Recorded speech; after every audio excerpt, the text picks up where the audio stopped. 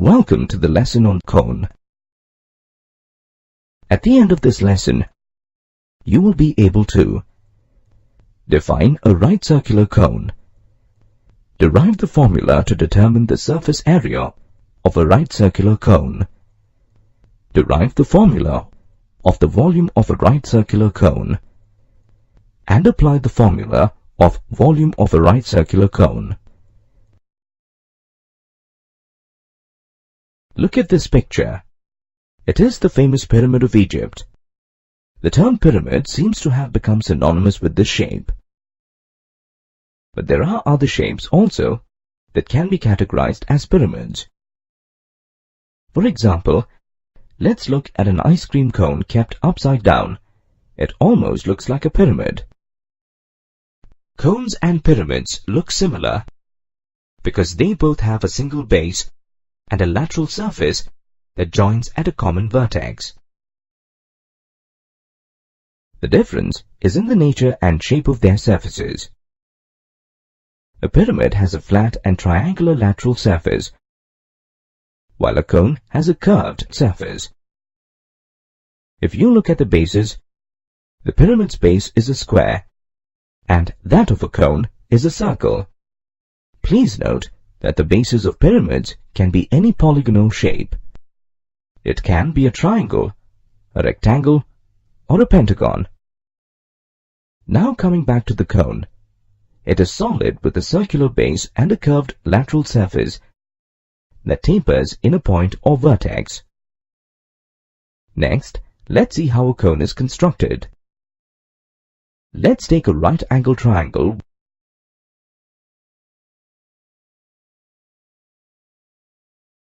If the triangle is quickly rotated along one of its sides, we can see a figure being formed.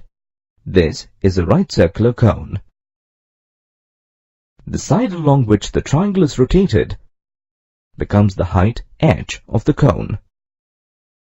One of the two sides become the base radius r of the cone. A cone has a slant height L. It is actually the hypotenuse of the right triangle.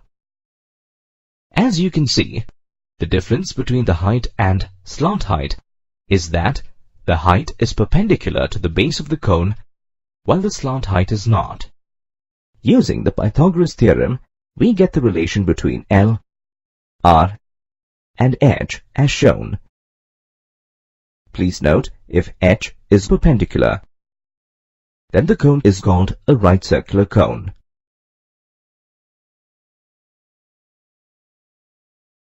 Okay, here's the situation. You have to make around 100 conical shaped caps for a party. How would you estimate the material required? If you know the area of one conical cap, you will be able to find the area of the rest.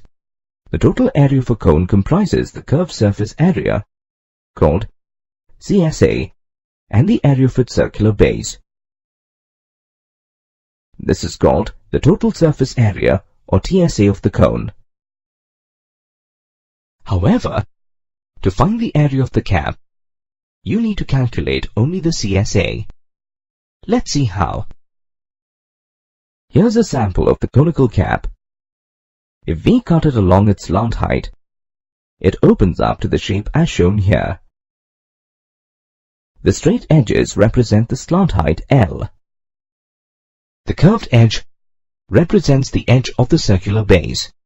Hence, the length of the curved base will be equal to the circumference of the circular base of the cone, which is equal to 2 pi r, where r is the radius of the base.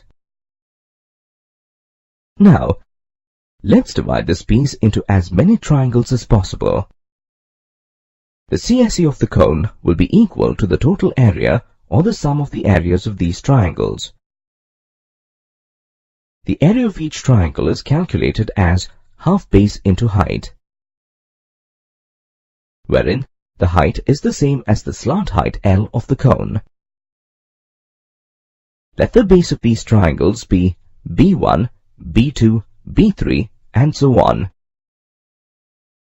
The total area of all the triangles can be calculated as shown here. Taking half and L as common, we get the total area of the triangles as half slant height into the sum of the bases. Here the sum of the bases can be substituted as 2 pi r. Thus the curved surface area of a cone is equal to pi rl, where r is the base radius of the cone and L is its slant height. Next, let's calculate the area of the base. The area of the circular base is calculated as pi r squared. Taking pi r as the common factor, the formula can be written as shown. Now, let's see how the volume of a cone is calculated. Consider a cylinder and 4 cones. The radius and the height of both the cylinder and the cone are the same.